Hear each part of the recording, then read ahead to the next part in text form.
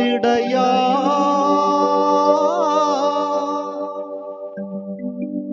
നീ മാത്രം നല്ല ഇടയൻ, നീ മാത്രം നല്ല ഇടയൻ.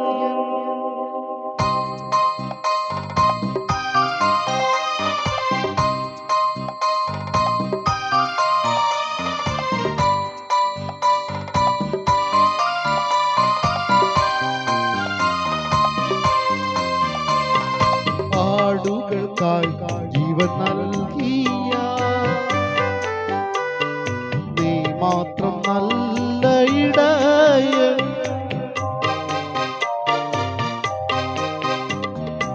ആട്ടിടയാ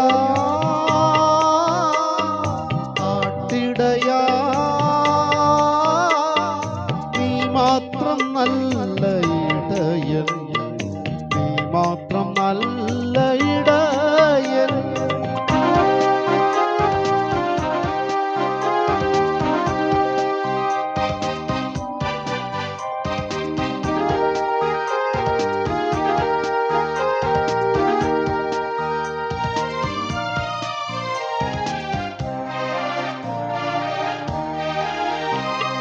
കാണാതെ പോയ എന്നെ തേടി വന്നല്ലോ നീ ചാരേ,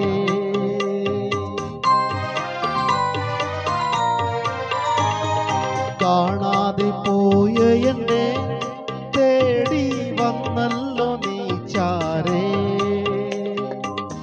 നിത്യജീവൻ നൽകിയ ദേവാ നീ മാത്രം നല്ല ഇടയൻ, നീ മാത്രം നല്ല ഇടയൻ. ആട്ടിടയാ ആട്ടിടയാ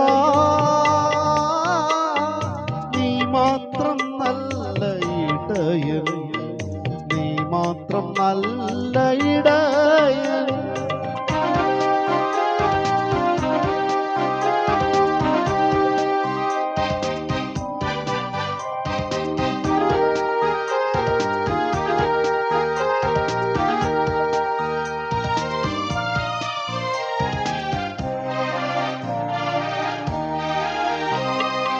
ആടുകളെ തേടി നീ ഒരു നാളും കൈവിടാതെ,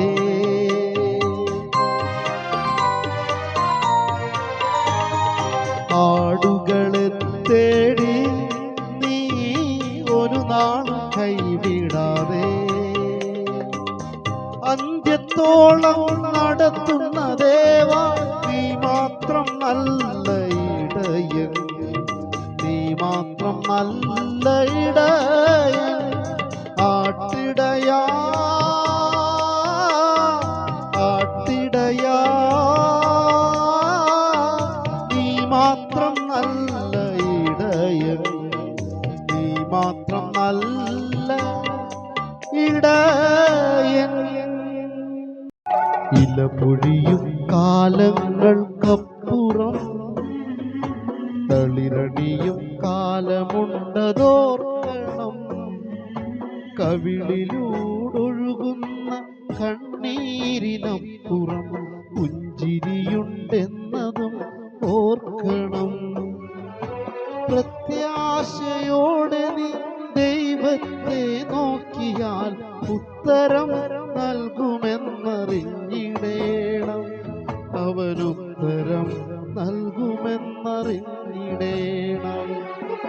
ഇലപൊഴിയും കാലങ്ങൾക്കപ്പുറം തളിരണിയും കാലമുണ്ടതോർക്കണം, കവിളിലൂടൊഴുകുന്ന കണ്ണീരിനപ്പുറം പുഞ്ചിരിയുണ്ടെന്നതും ഓർക്കണം.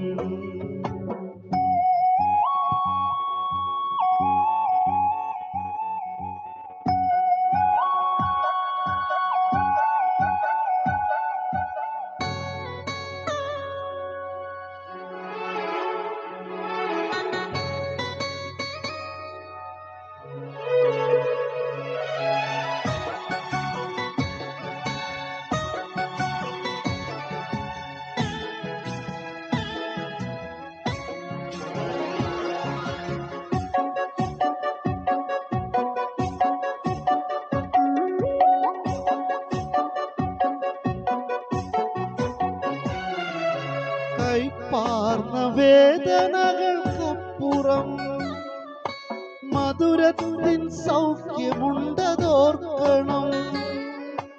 കൈപ്പാർന്ന വേദനകൾക്കപ്പുറം മധുരത്തിൻ സൗഖ്യമുണ്ടതോർക്കണം. കാർമേഘമപ്പുറം സൂര്യപ്രഭയുണ്ടെന്നതോർക്കണം. വിശ്വാസത്തോടെ നീ ദൈവത്തെ നോക്കിയാൽ ഉത്തരം നൽകുമെന്നറിഞ്ഞിടേണം. അവനുത്തരം നൽകുമെന്നറിഞ്ഞിടേണം. ഇലപൊഴിയും കാലങ്ങൾക്കപ്പുറം തളിരണിയും കാലമുണ്ടതോർക്കണം. കവിളിലൂടൊഴുകുന്ന കണ്ണീരിനപ്പുറം പുഞ്ചിരിയുണ്ടെന്നതും ഓർക്കണം.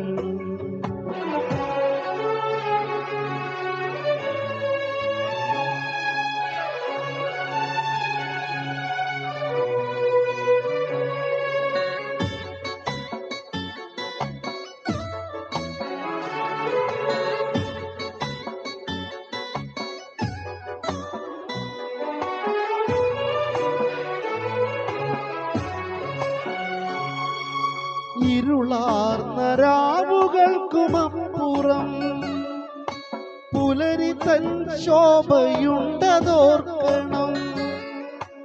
ഇരുളാർന്ന രാവുകൾക്കുമപ്പുറം പുലരി തൻ ശോഭയുണ്ടതോർക്കണം. കലിതുള്ളും തിരമാലയ്ക്കപ്പുറം ശാന്തി നൽകും യേശുവുണ്ടതോർക്കണം.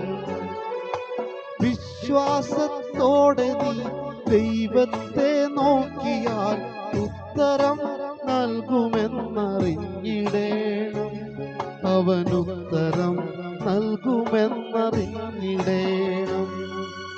ഇലപൊഴിയും കാലങ്ങൾക്കപ്പുറം തളിരണിയും കാലമുണ്ടതോർക്കണം. കവിളിലൂടൊഴുകുന്ന കണ്ണീരിനപ്പുറം പുഞ്ചിരിയുണ്ടെന്നതും ഓർക്കണം.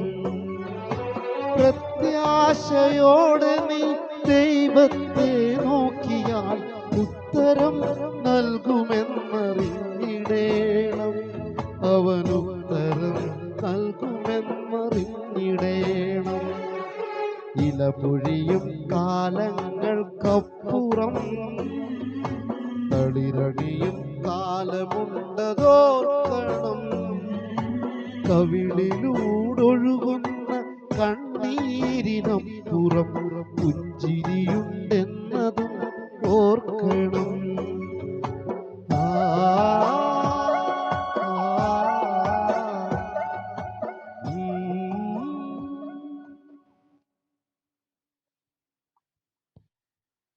വളരെ ശ്രദ്ധേയമായിരിക്കുന്ന ഒരു ഗാനം നമുക്ക് കേൾക്കുവാനായിട്ടിടയായി. ക്ഷണഭങ്കുരമായ ജീവിതം,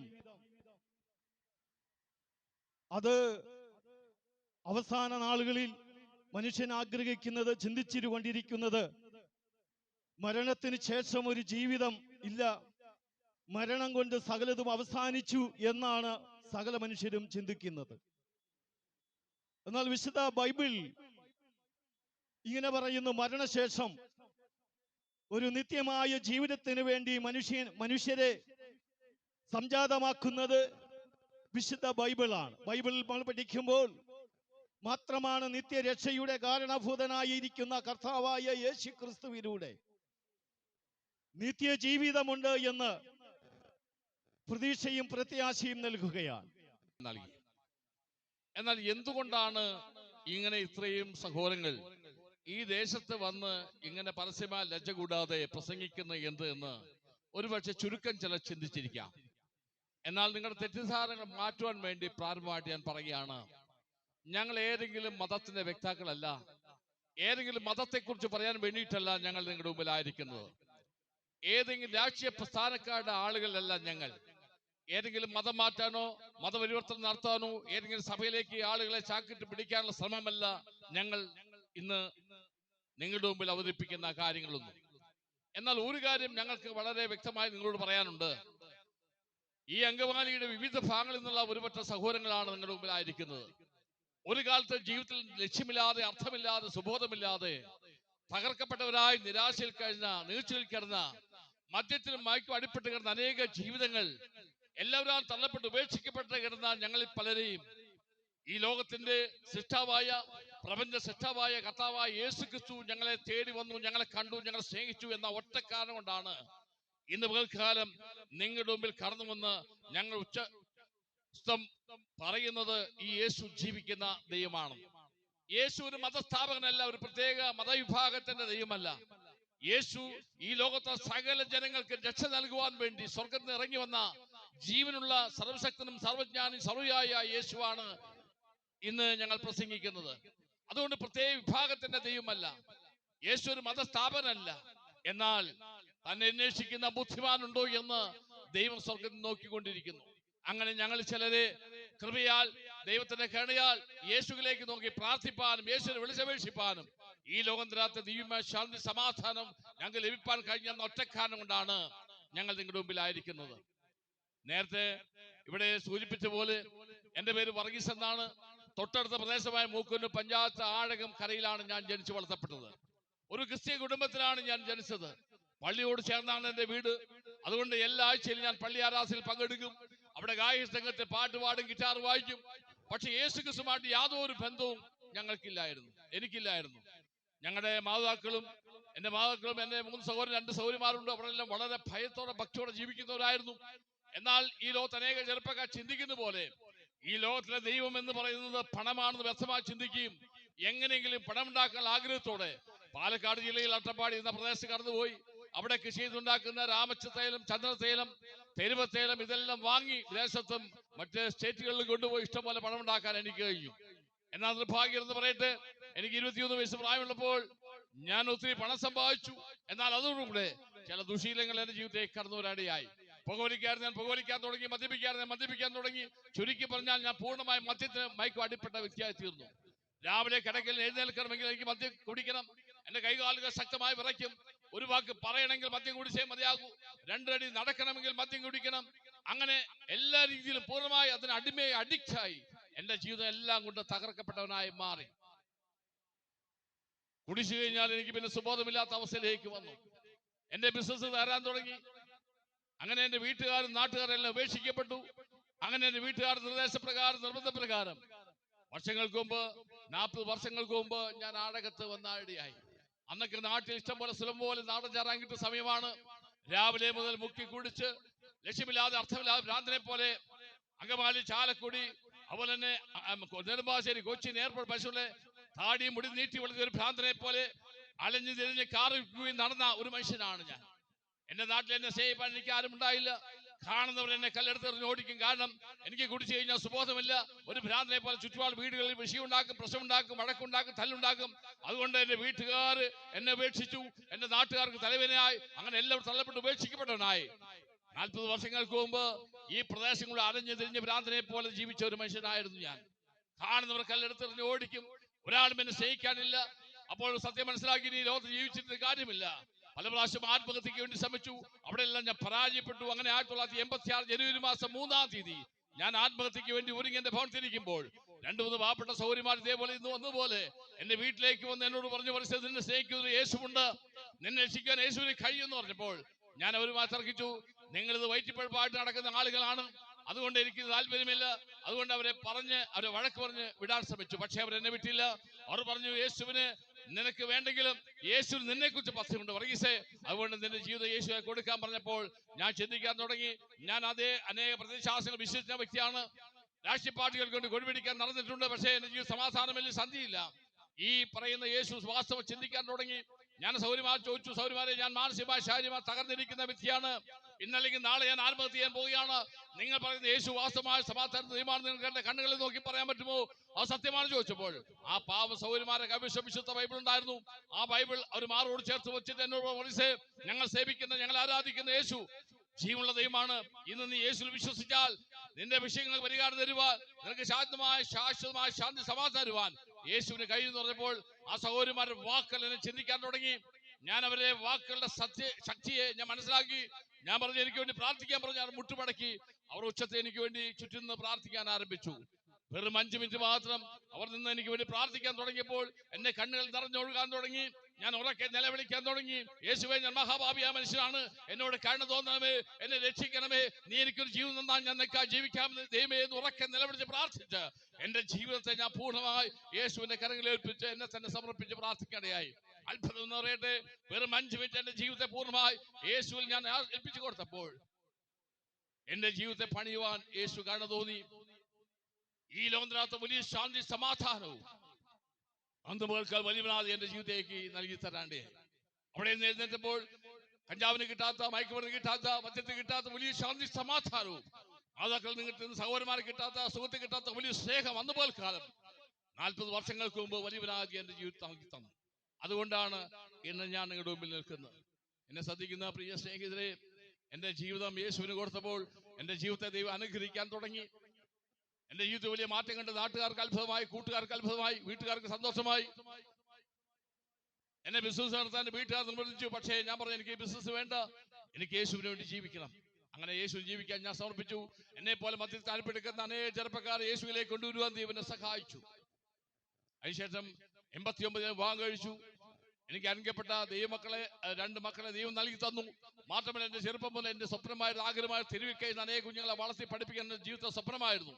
നിങ്ങൾക്കറിയാം, 2000 ആണ്ടില് ഞാൻ ആഴകത്ത് ഒരു അനാഥാശ്രമം ആരംഭിക്കാതെയായി.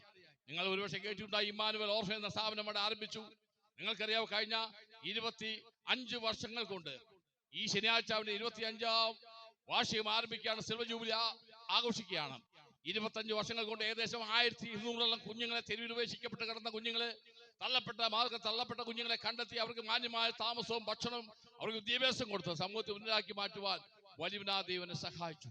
ഞാൻ പ്രശംസിക്കാൻ വേണ്ടി പറയുകയല്ല. നിങ്ങൾ കേൾക്കുന്ന ആരെങ്കിലും നിരാശയോടെ കഴിയുന്ന വ്യക്തിയാണെങ്കിൽ, ദുഃഖത്തിൽ കഴിയുന്ന വ്യക്തിയാണെങ്കിൽ, മധ്യത്തിൽ അടിപ്പെട്ട് കഴിയുന്ന വ്യക്തിയാണെങ്കിൽ, എന്നെ ആരും സ്നേഹിക്കാതെ കരുതുന്ന വ്യക്തിയാണെങ്കിൽ, ആത്മഹത്യ ചിന്തിക്കുന്ന വ്യക്തിയാണെങ്കിൽ, ഇന്ന് പൽക്കാലം എന്നെ വീണ്ടെടുത്ത, എന്നെ രക്ഷിച്ച യേശുവിനെ കുറിച്ച് പറയാൻ എനിക്ക് അഭിമാനമുണ്ട്, സന്തോഷമുണ്ട്. പ്രിയ സ്നേഹിത, നിങ്ങളെ രൂപാന്തരപ്പെടുത്തുവാൻ നിങ്ങൾ വിശ്വസിക്കുന്ന സമുദായങ്ങൾക്കോ സഭകൾക്കോ മതങ്ങൾക്കോ രാഷ്ട്രീയക്കാർക്കോ നേതാക്കൾ കൈയാദിക്കുമ്പോൾ അധ്വാനിക്കുന്നവരും ഭാരിക്കുന്നവരും ആളുകളെ നിങ്ങൾ എല്ലാവരും എന്റെ അടുക്ക വരുവിൻ, ഞാൻ നിങ്ങൾക്ക് സമാധാനം തരാം എന്ന് പറഞ്ഞ് യേശുവിന്റെ അടുക്കിലേക്ക് നിങ്ങൾ ചെന്നാൽ, നിങ്ങൾ ഏത് മതത്തിൽപ്പെട്ട വ്യക്തിയായിക്കോട്ടെ, സമുദായത്തിൽപ്പെട്ട വ്യക്തിയായിട്ട് സഭയായിക്കോട്ടെ, ഇതൊന്നും നിങ്ങൾ രക്ഷിക്കാൻ പര്യാപ്തമല്ല. എന്നാൽ പ്രപഞ്ചസിദ്ധമായ സകല മനുഷ്യരുടെയും പാപങ്ങൾക്ക് വേണ്ടി 2000 വർഷം മുമ്പ് ഈ ഭൂമിയിലേക്ക് അവതരിച്ച് മനുഷ്യവർഗത്തിന് മുഴുവൻ പാപങ്ങളെ ചുമന്ന് കാൽവരി ഉയർത്തപ്പെട്ട, തകർക്കപ്പെട്ട, മനുഷ്യരക്കപ്പെട്ട, ഉയർത്തി ജീവിക്കുന്ന യേശു എനിക്ക് നിങ്ങൾക്ക് സമാധാനവാൻ മതിയാതെയുമാണ്. ആ യേശു വിശ്വസിക്കാൻ മാത്രം ചെയ്താൽ മതി. യേശുവെ, ഞാൻ മഹാഭാവിയാണ്, എന്നോട് കരുണ തോന്നണം, എന്നെ രക്ഷിക്കണമേ, ഒരു ജീവൻ നൽകണമെന്ന് അപേക്ഷിച്ചാൽ നിങ്ങൾ ആയിരിക്കുന്ന ഇടത്ത് നിങ്ങൾ 10 പൈസ പോലും മുടക്കേണ്ട, ഒരു മെഴുതിരി കത്തിക്കേണ്ട, മല കയറേണ്ട, പുണ്യസ്ഥലങ്ങൾ സന്ദർശിക്കേണ്ട, തീർത്ഥാടന കേന്ദ്രങ്ങളിൽ പോകേണ്ട ആവശ്യമില്ല. യേശുവേ, എന്നെ രക്ഷിക്കണമേ, ഞാൻ മഹാഭാവിയാണ്, എന്നോട് കരുണയുണ്ടാകണമേ എന്ന് പറഞ്ഞാൽ നിങ്ങൾ നേടുന്ന എല്ലാ വിഷയങ്ങൾക്കും പരിഹാരം തരുവാൻ നിങ്ങളുടെ ജീവിതം യേശുവിനെ സമർപ്പിക്കപ്പെട്ടുവാൻ ഈ ലോകത്ത് നിങ്ങൾ അനുഗ്രഹിക്കപ്പെട്ടവരായി മാറുമെന്ന് എന്റെ ജീവിതാന്തി പറയുകയാണ്. അത് സത്യമാണ്. ഞങ്ങളുടെ എല്ലാവരുടെയും അനുഭവം അങ്ങനെയാണ്. അതുകൊണ്ട് ഇന്ന് പോൽക്കാലം യേശു നിങ്ങളെ സ്നേഹിക്കുന്നു. ആ യേശുവിന്റെ ഹൃദയം കൊടുക്കുമോ? യേശുവിൽ വിശ്വസിക്കുമോ? യേശുവിനെ രക്ഷിക്കണമെന്ന് പറയുമോ? അങ്ങനെ ചെയ്താൽ നിങ്ങൾ അനുഗ്രഹിക്കപ്പെടും, നിങ്ങളുടെ കുടുംബം തലമുറ അനുഗ്രഹിക്കപ്പെടും, നിങ്ങൾ മുതൽ ദേശം അനുഗ്രഹിക്കപ്പെടുവാൻ ഇടയാച്ചീരും എന്ന് പറഞ്ഞുകൊണ്ട് മാത്രമല്ല, ഒരു നിത്യമായ പ്രത്യാശ, മരണത്തിനപ്പുറമുള്ള ജീവിതത്തെ ഒരു പ്രത്യാശ നൽകി നിത്യകാലം യേശുവിൽ വാഴുവാൻ ദൈവം നിങ്ങളെ സഹായിക്കും എന്ന് ഓർപ്പിച്ചുകൊണ്ട് നിർത്തുന്നു. ഈ യേശു വലിയവൻ. Thank you.